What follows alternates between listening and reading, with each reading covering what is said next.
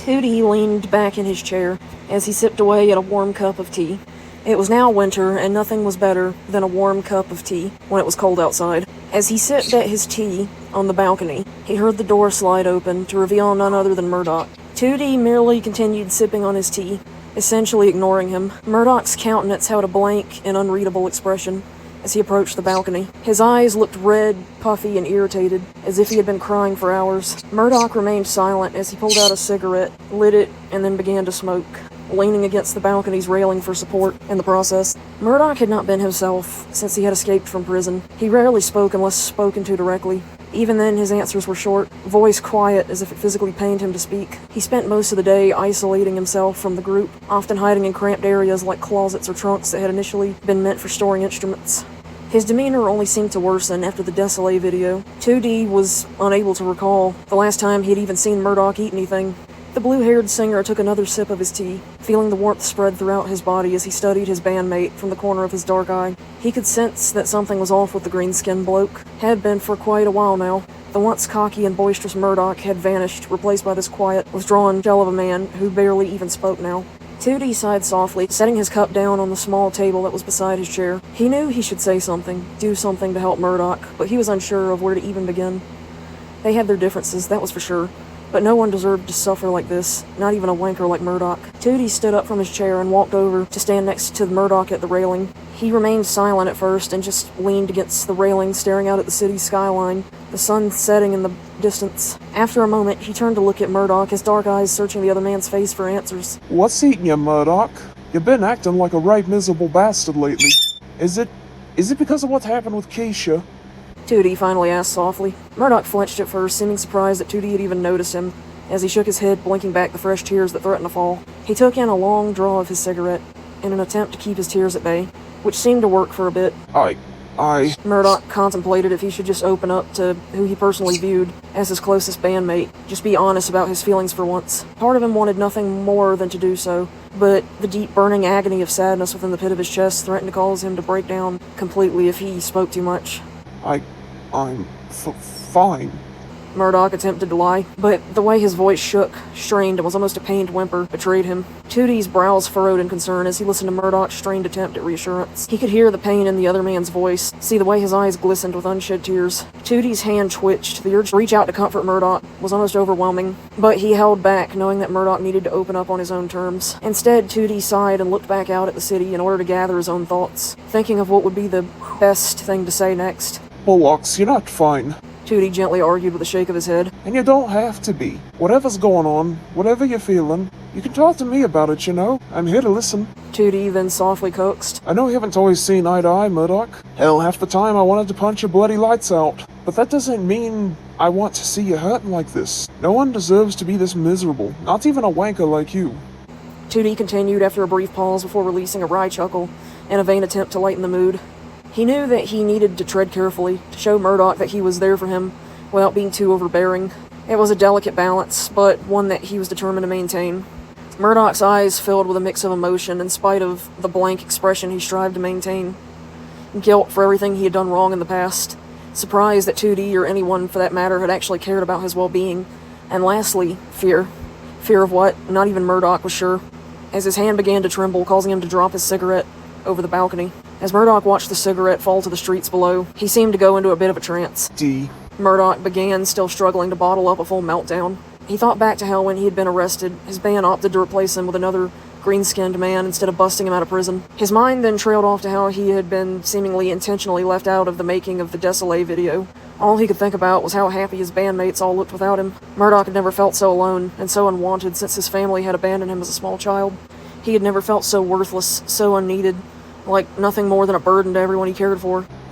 If I were to die, would you be better off without me? Murdoc then asked as he absent-mindedly stepped up onto the bottom part of the balcony's railing. He then proceeded to stare down at the long drop below, almost longingly. Would you even miss me? Would you even notice? Murdoc almost did not seem to notice the tears that had begun to flow freely from his mismatched eyes, as his voice began to tremble, almost as much as he was trembling now. 2D's eyes widened, his blood running cold, and his pounding heart sinking into the pit of his stomach as he watched Murdoc climb up onto the railing. He could not believe what he was seeing, that Murdoc was actually considering the unthinkable. Murdoc, what the fuck are you doing? Tootie exclaimed in a panic as he quickly reached out to grab a hold of Murdoc's hand in an attempt to steady him, to hopefully stop him. Get down from there, you bloody idiot! Tootie's mind raced as he tried to think of what to say, how to talk Murdoc down from this literal ledge. He knew he had to choose his words carefully, had to say something that would make Murdoc realize just how much he meant to him. Listen to me, you absolute bloody sod. Tootie's voice shook from a mix of both terror as well as despair. If you jump, if you leave me, I'd be devastated. I'd be gutted. Do you hear me? Tootie tightened his grip on Murdoc's arm, his fingers digging slightly into his green skin. You think I wouldn't miss you? You think I wouldn't notice? Murdoc, you're my best mate. You're the one person who's always been there for me, through thick and thin. You're the one person I can't live without. Tootie's voice broke on the last word as tears began to well up within his own eyes. So don't you dare fucking leave me, you hear? Don't you dare make me have to go on without you. Please, Murdoc, please just get down from there. Let me help you. Let me be here for you. Because I need you, mate. I need you so fucking much. Tootie's tears finally spilled over, streaming down his pale cheeks as he looked up at Murdoc with a desperate, pleading expression. He had never felt so vulnerable, so exposed in all of his life. But he knew he had to be honest, had to tell Murdoc the truth, because if he lost Murdoc, if he let him jump, Tootie was unsure if he would even be able to recover from that. Murdoc gasped, blinking a bit in surprise as he looked back down at Tootie, seeming to snap back out of his trance. As Tootie's words of reassurance had begun to sink in, a sense of relief began to wash over Murdoc, his lip trembling more as tears gushed freely from his eyes. Murdoc carefully stepped back down from the balcony's railing before practically collapsing into Tootie's arms, clinging to him for dear life as he began to sob loudly, almost like a child, releasing everything that he'd been bottling up from years of trying to be the strong one of the group. Tootie held Murdoc tightly as he felt the other man's body shake with the force of his sobs. Tootie wrapped his arms around Murdoc, pulling him close and holding him in a tight embrace as he rubbed his back in small soothing circles. Shh, it's alright, mate. Tootie murmured, his own tears falling into Murdoc's ebony hair. I've got you. I've got you. Tootie whispered soft, soothing words as he held Murdoc close, rocking him gently as they both cried together, Murdoc releasing all of the pain and anguish that he had been holding back for so long. Tootie knew that this had been a long time coming, knew that Murdoc had been carrying a series of heavy burdens all on his own. You can cry, mate. You can scream, shout, and let it all out. I'm here. I'm right here with you. Tootie softly reassured. I'm not going anywhere. I promise you that. You're stuck with me, you bloody sod. Tootie then added with a watery chuckle, trying to lighten the mood, even as tears continued to cascade down his own pale face. Tootie knew that they would get through this together, just like they had gotten through everything else. They were a team, a partnership, and he was not about to let anything come between them ever again. Not even the demons that plagued Murdoc's mind. Let's go inside, yeah? Let's get you warmed up and have a proper chat. Tootie suggested as he began to guide Murdoc as far away from the balcony's railing as possible. I'm here to listen. I'm here to help. Whatever you need, mate. Always.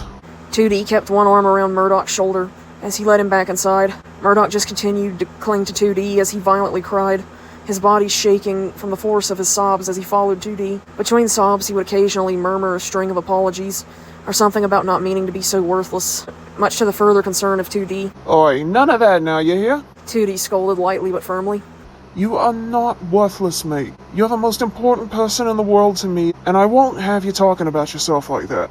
You've been through hell and back, and you're still here, still fighting. That takes a strength and a courage that most people could never imagine having. 2D then brought a hand up to gently cup Murdoc's cheek, his thumb brushing away the tears that still stained his cheeks. You're not alone in this, Murdoc. You've got me, and I'm not going anywhere. We'll get through this together, just like we always have. I promise you that. In spite of attempting to keep a calm and soothing demeanor for Murdoc's sake, 2D felt a chill of dread rush down his spine, from both how bad things had gotten, as well as how much worse they could have been. He knew they would still have a lot to work through and talk over before things were even anywhere near close to being solved.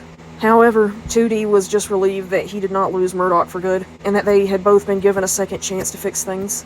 Now they both had the confidence that they would walk away from this dark situation closer and stronger than ever before.